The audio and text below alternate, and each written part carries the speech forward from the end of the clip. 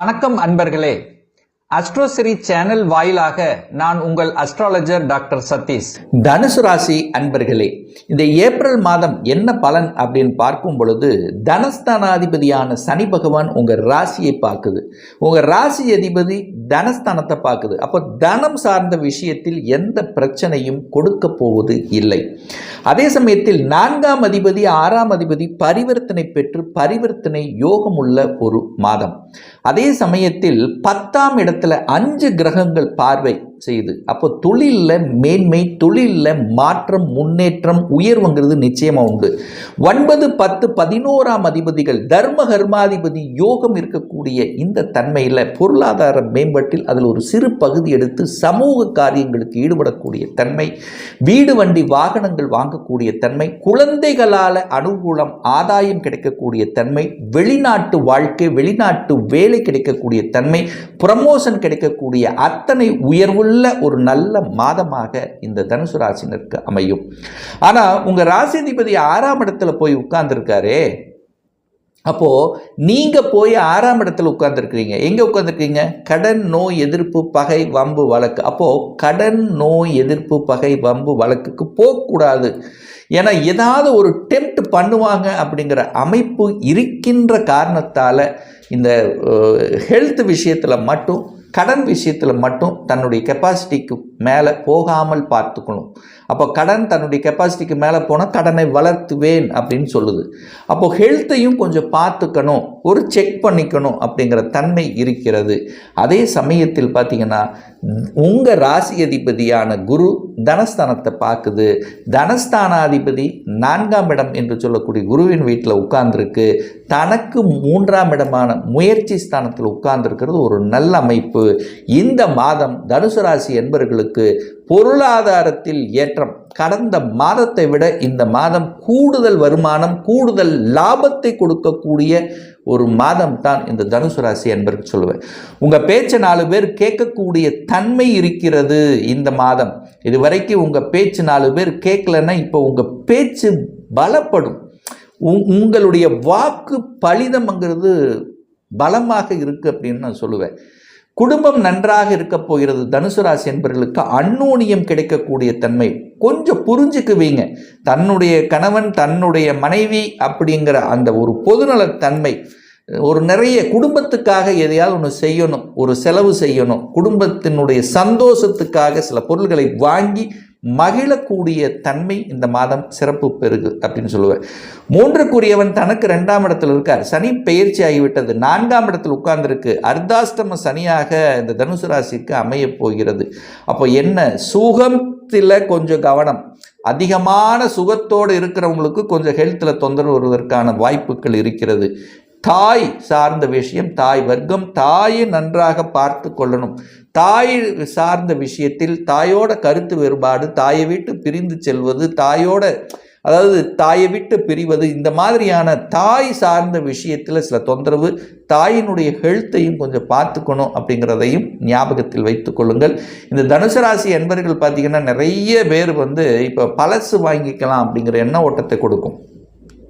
ஒரு வீடு வாங்கணும்னா கூட ஏன் பழைய வீட்டு வாங்கிட்டு அதை ஆல்ட்ரு பண்ணிக்கலாமே, புதுசாக மாற்றிக்கலாமே, ஏன் அவ்வளவு செலவு பண்ணணும், இந்த மாதிரி பழைய தன்மை.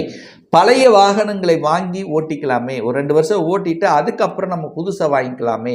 ஸோ இந்த மாதிரி பழைய தன்மைகளை கொடுக்கக்கூடிய பழசை கொஞ்சம் சரி பண்ணிக்கலாம் அப்படிங்கிற தன்மை இந்த மாதம் நிச்சயமாக ஏற்படுத்தும். அந்த எண்ண ஓட்டங்களை கொடுக்கக்கூடிய தன்மைங்கிறது இந்த தனுசு ராசி என்பவர்களுக்கு நிச்சயமாக உண்டு அப்படின்னு தான் நான் சொல்வேன்.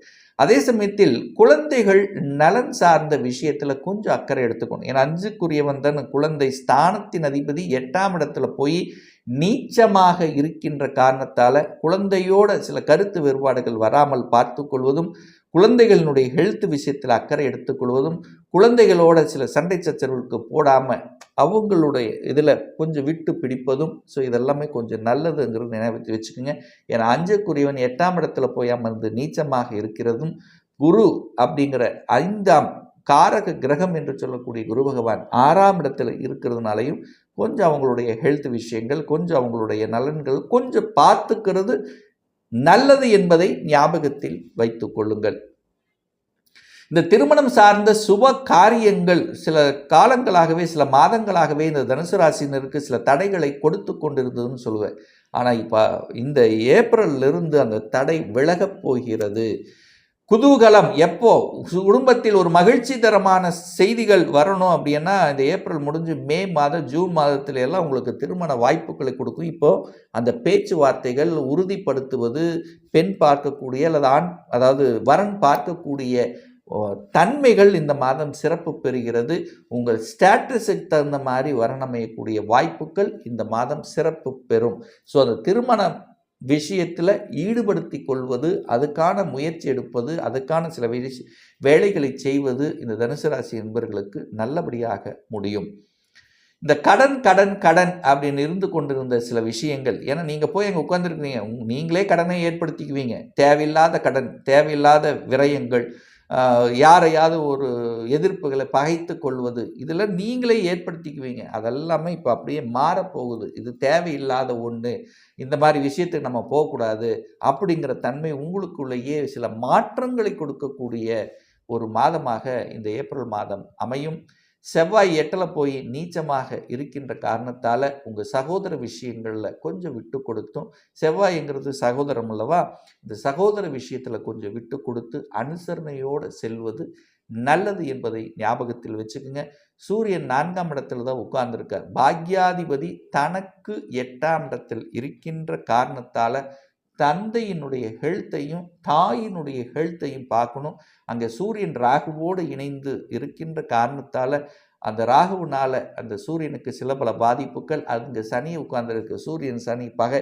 ஸோ இந்த மாதிரி சில முரண்பட்ட தன்மைகள் வருவதற்கான வாய்ப்பு இருக்கின்ற காரணத்தால் கொஞ்சம் விட்டு கொடுக்கறது, கொஞ்சம் அனுசரணையோடு போவது, தாய் தந்தையை போய் பார்த்துக்கிறது, அவங்களுக்கான என்னென்ன செய்யணுமோ அவங்களுடைய மனசு வலிக்காமல் பார்த்து கொள்வது, இதெல்லாமே நம்ம அந்த தனுசு ராசினருக்கு நல்லது என்பதை ஞாபகத்தில் வச்சு செய்யுங்க.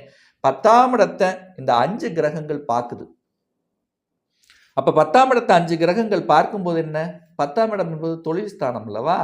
அப்போது 10க்கு அதிபதியான புதனும் அங்கே 10ஆம் இடத்தை பார்க்குது, 9ஆம் அதிபதி பாக்யாதிபதி பார்க்குது, லாபாதிபதி பார்க்குது. ஸோ இப்படி 9, 10, 11ஆம் அதிபதிகள், தனஸ்தானாதிபதியான சனி.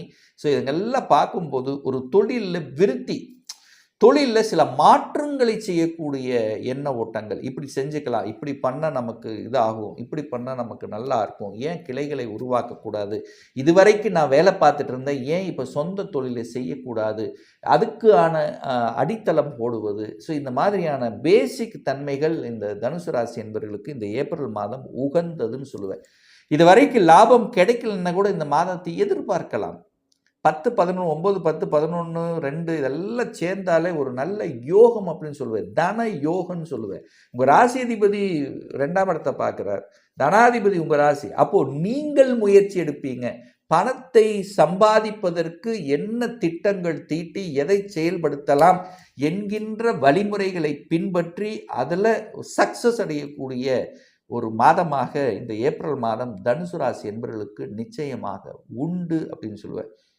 உங்கள் ராசி அதிபதி 12 பார்க்குறார் அல்லவா, அப்போது நீங்கள் ராசி அதிபதி 6ஆம் இடத்தில் அமர்ந்து கொண்டு 12ஆம் இடத்தை பார்க்கும்போது இந்த 12ஆம் இடம் என்பது முதலீடுகளை குறிக்கும், 12ஆம் இடம் என்பது டிராவலை குறிக்கும், 12ஆம் இடம் என்பது வெளிநாட்டை குறிக்கும்.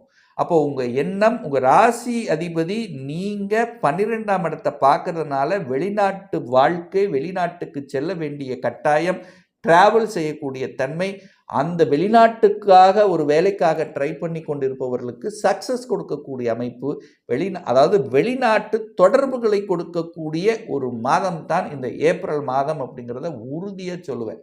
அதில் மாற்று கருத்தே இல்லை. தனுசு ராசி என்பது உங்கள் சுயஜாதத்தில் பாருங்கள், தனுசில் அதாவது 4ஆம் இடத்துல குரு பகவான், 6ஆம் இடத்துல குரு பகவான், 8ல் குரு, 12ல் குரு இப்படி இருந்தது, அல்லது அதனுடைய பார்வைகள் அல்லது அதனுடைய தொடர்புகளை பெற்று இருக்கும்போது, இப்போ கோச்சார் ரீதியில் அந்த அமைப்பு இருக்கும்போது இந்த தனுசு ராசி என்பவர்கள் நிச்சயமாக வெளிநாட்டு வாழ்க்கை, வெளிநாட்டு தொடர்புகள், வெளிநாட்டில் வேலை பார்ப்பது, அந்நிய மதத்தினோடு இணைவது, இந்த அமைப்புகள் எல்லாம் நிச்சயமாக உருவாக்கும்.